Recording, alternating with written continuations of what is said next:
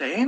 My presence here today is guided by my ancestors who were killed in resistance to and by this colonial government. I am a Two-Spirit Michif, and I take the responsibilities of existing as such seriously. Today that takes the form of being in solidarity globally with those resisting brutal occupation and genocide in Palestine, and the families who continue to reel locally in Winnipeg after the Winnipeg police have killed their loved ones. I also thank the chair for acknowledging the frigid weather that we are experiencing, as my mind is also with those affected by such weather events and the misallocation of city funds to protect these residents. When preparing for this, I thought this presentation would take a much different form and be very numbers and budget heavy. I think that others are able to and have covered that sufficiently. And so I'm actually left wondering what the City of Winnipeg truly uses its guiding documents and policies for. I was led down a trail of deceit with outdated information, error 404, inducing links, and the consistent need for opinion that favors a WPS narrative. Despite a WPS strategic plan that is to be informed by our Winnipeg 2045, which is riddled with references to a city wanting to be evidence-informed. As a reminder, the Winnipeg Police Board strategic plan from 2020 to 2024, under the assumption that an updated strategic plan is not yet available, the Winnipeg Police Board governs the Winnipeg Police Service through the Chief of Police and determines the direction for the overall operations of the service and delivery of policing programs. This is a pretty hefty role that, as an outsider, seems to need the board to be informed and continuously read on updated evidence-based research and data.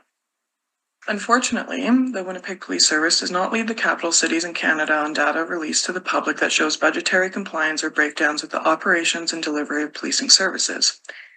I have read, with great jealousy, detailed breakdowns of, for example, the Ottawa police budget, which would allow for greater understanding of what a city proposing to spend the highest amount of any city in Canada on policing is actually doing. Instead, in our quest for transparency and accountability, we are forced to rely on the heavily skewed opinion of the Winnipeg Police and their announcements of such activities. This direction couldn't be more dangerous than when it comes to the Winnipeg Police, or to when the Winnipeg Police kills. Our Winnipeg 2045, a guiding document for the police board, continuously mentions the City of Winnipeg and all entities as such needing to be evidence-informed in all decision-making. Empirical data published in 2024 out of Simon Fraser University looked at all roughly 175 police agencies in Canada and studied the data of how often they shoot community members and in turn the frequency they kill community members. This data showed that from 2017 until 2019, the year they cut off at, Winnipeg Police led all Canadian cities in police shootings per capita. This rate, 0.58 of 100,000, was more than 12 times the Vancouver Police Department. This rate becomes even more problematic when Indigenous people are factored into account. Given the effects of colonialism can be evidenced in overrepresentation in interactions with police and the so-called justice system, as well as heavily reduced social determinants of health that oftentimes police use to justify their interactions with community members, it can be inferred that Winnipeg police are killing Indigenous people when they pull their guns. This, along with the actual reporting on who the police kill, like most recently with Jordan Charlie.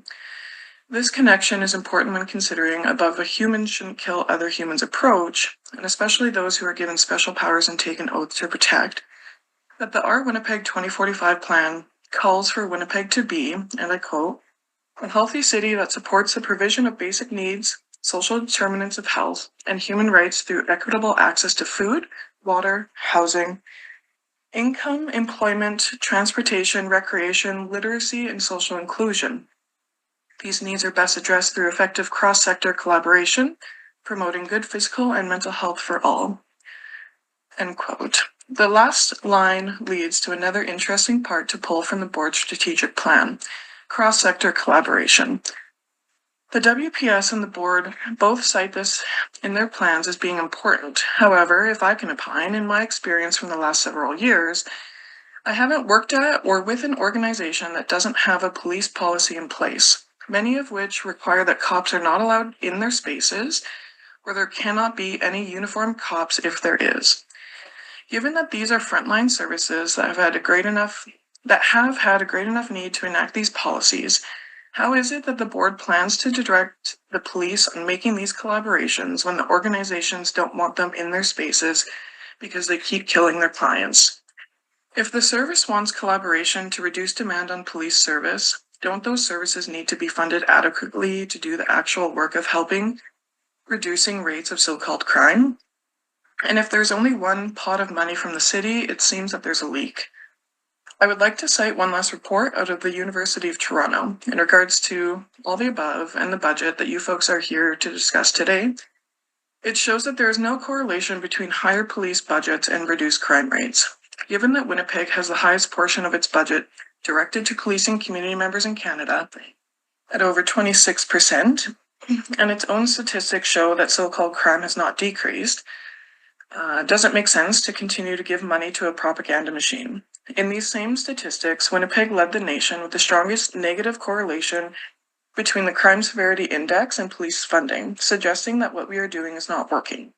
This is even more unfortunate when we understand so-called crime as being related to unmet needs, and Winnipeg furthering the gaps between those unmet needs and those privileged by doing things such as closing community connections to partially fund a year lease of a tormenting helicopter.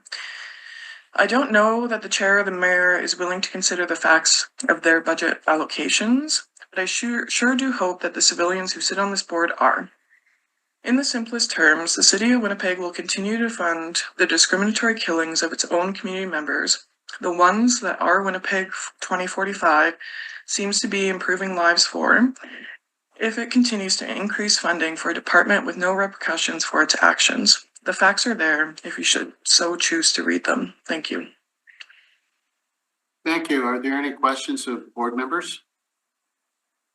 I have a quick question. In terms of any research that you've done, do you have any research that shows the correlation between low crime severity index and low police budgets? The research in the University of Toronto report actually has graphs of all of the major cities. And there isn't, I can pull it up and I can also send it to you if you'd like. I would. Yeah, I would like that. Do you have any data that shows a correlation between a city that has a low crime severity index and a low police budget? Sorry, I'm having feedback.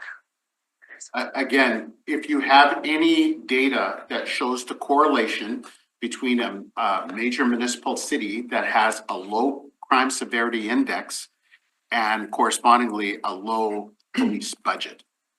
I think the answer to that is that there isn't a city with with a low police budget. So that data doesn't exist because police are being overfunded as the apparent solution to so-called crime, when other studies show that that's not actually the solution. So your answer is you don't have any data that shows what I've asked for?